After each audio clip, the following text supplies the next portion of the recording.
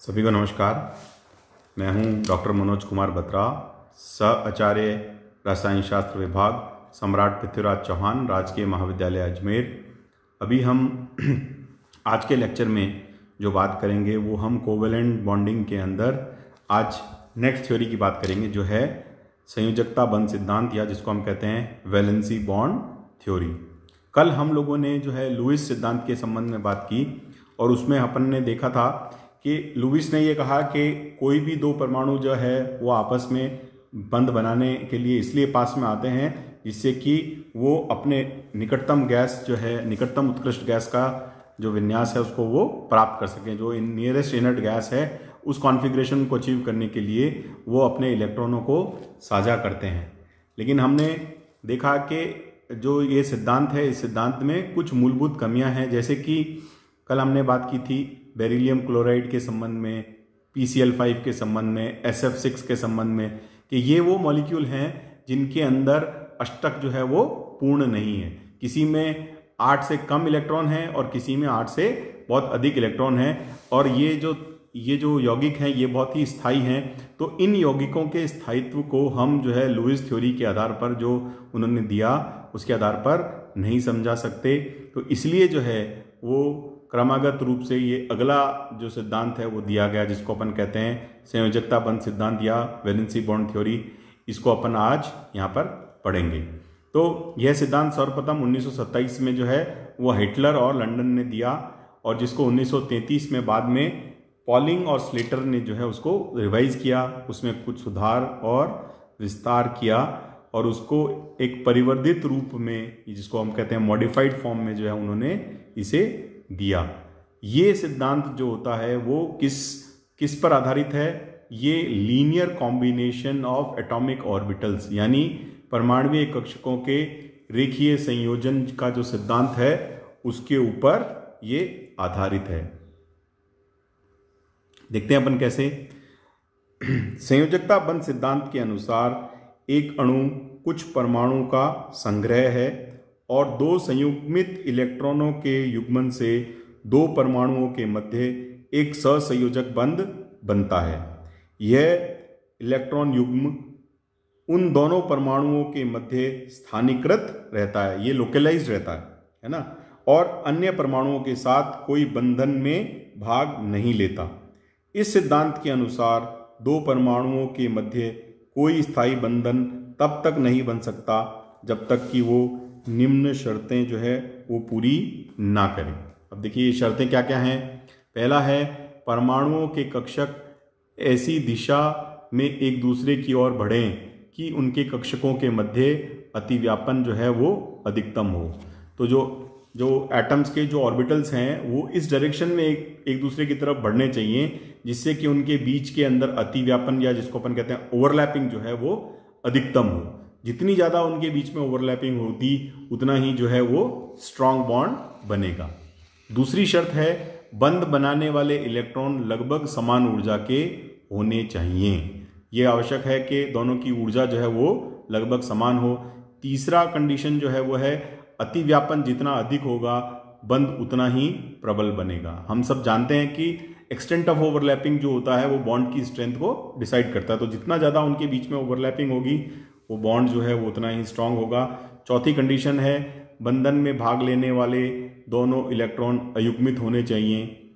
और पांचवा है जहाँ तक संभव हो अतिव्यापन करने वाले कक्षक जो है वो हाइब्रिडाइज्ड यानी संकरित अवस्था में होने चाहिए, क्योंकि हम जानते हैं कि जब कक्षकों में संकरण हो जाता है तो उनकी जो इलेक्ट्रॉन डेंसिटी होती है वो जो है वो रीओरिएंट हो जाती है, और उनमें जिसको अपन कहते हैं डायरेक्शनल कैरेक्टरिस्टिक्स जो होते हैं, जो दिशात्मक गुण जो होते हैं वो बढ़ जाते हैं। तो इसलिए जो है वो संकरित कक्षक जब अतिव्यापित होते हैं तो उनके कारण से जो बंध बनते हैं वो काफ़ी मजबूत होते हैं या स्ट्रांग होते हैं। तो इस तरह से ये 5 कंडीशंस हैं जो कि उसके संबंध में दी गई।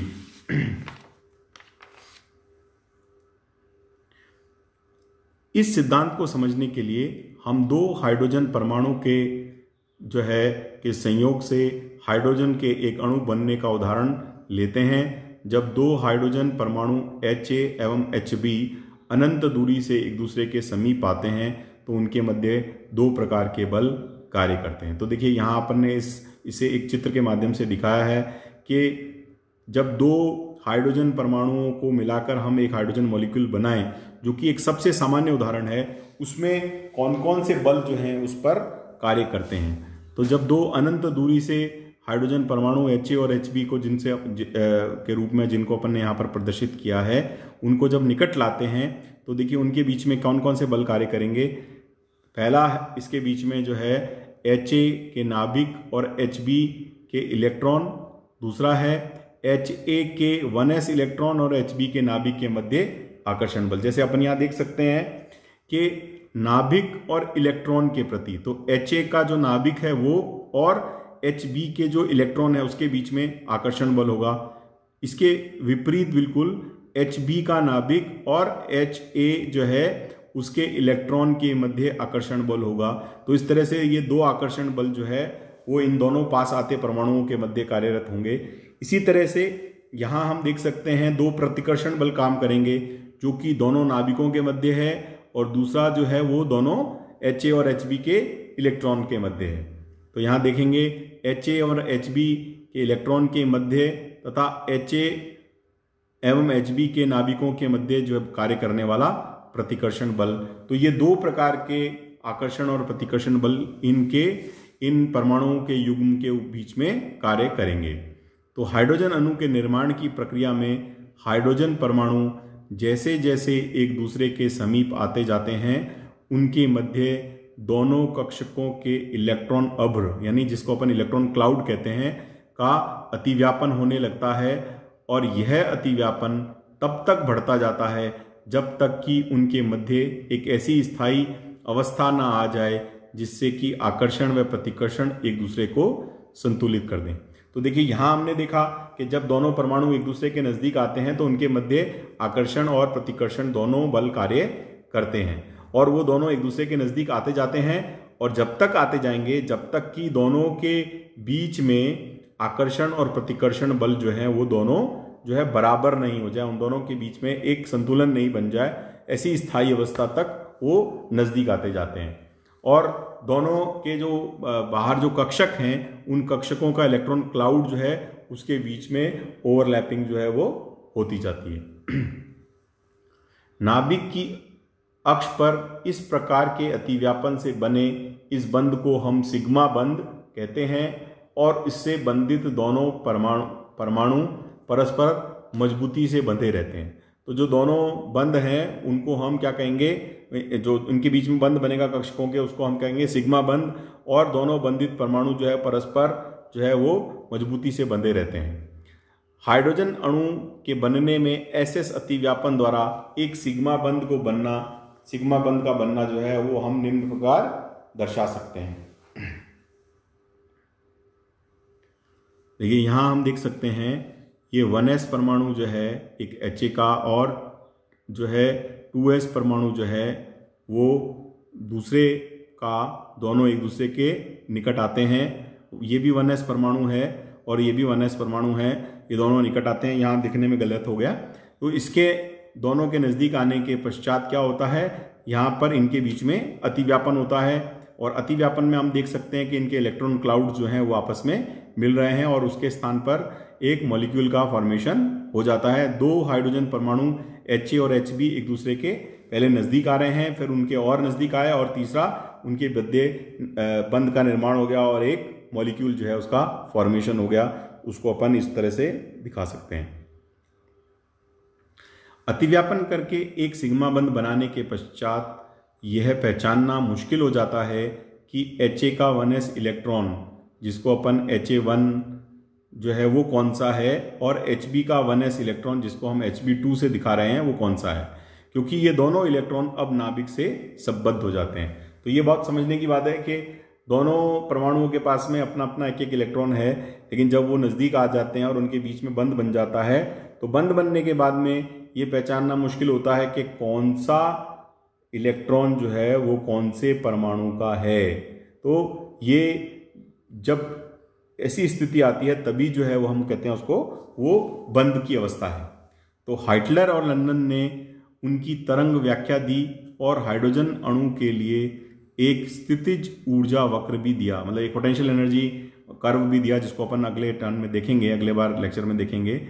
जब दो हाइड्रोजन परमाणुओं को परस्पर एक दूसरे के नज़दीक लाया जाता है तब पहले तो दोनों परमाणुओं के पास अपना अपना इलेक्ट्रॉन रहता है। इस संरचना को हम एक से दिखा सकते हैं। देखिए ये फर्स्ट नंबर की स्ट्रक्चर जो है, मतलब स्थिति जो है वो क्या है, HA जो है वो एक न्यूक्लियाई है, HB जो है वो दूसरा न्यूक्लियाई है, और एक में इलेक्ट्रॉन है 1 और दूसरे में इलेक्ट्रॉन है 2, जिसको अपन दूसरी तरीके से भी दिखा सकते हैं, HA ब्रैकेट में 1 और HB ब्रैकेट में 2।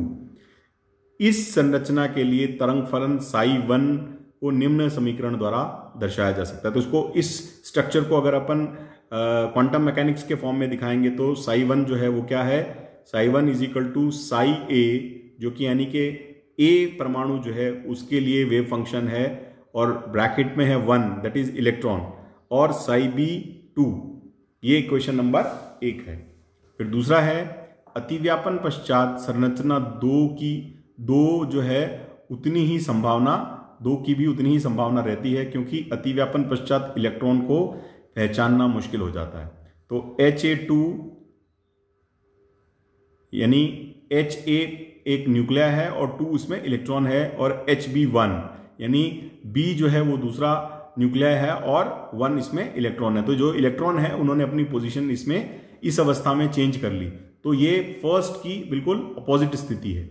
तो इस संरचना के लिए तरंग फलन psi2 का मान निम्न समीकरण से दिया जा सकता है। तो ये psi2 इज इक्वल टू क्या है, psi A2 psi B1।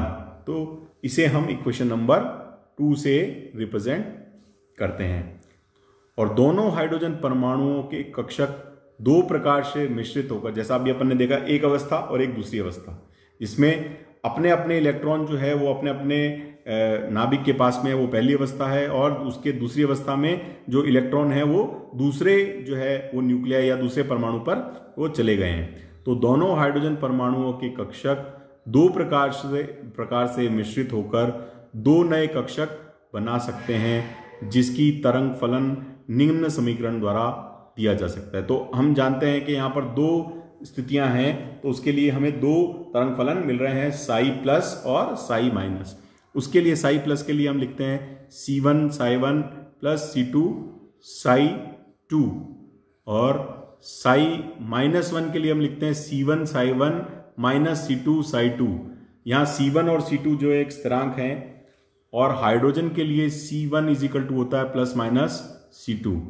तो समीकरण 1 व 2 से psi1 और psi2 के मान को समीकरण 3 और 4 में रखते हैं, तो हमें ये दो वैल्यूज मिलती हैं, साई प्लस 1 के लिए और एक मिलती है साई माइनस 1 के लिए, जो कि इक्वेशन जो है वो हमें बताती हैं कि ये इक्वेशन जो है, पहली इक्वेशन जो है वो बॉन्डिंग इंटरेक्शन के लिए है और दूसरी इक्वेशन जो है वो एंटी बॉन्डिंग इंटरेक्शन के लिए है। आज का जो लेक्चर है वो हमारे यहाँ पर इतना ही है। कल हम इसके वैलेंसी बॉन्ड थ्योरी के संबंध में इसके आगे की बात जो है वो कल करेंगे। सभी को नमस्कार।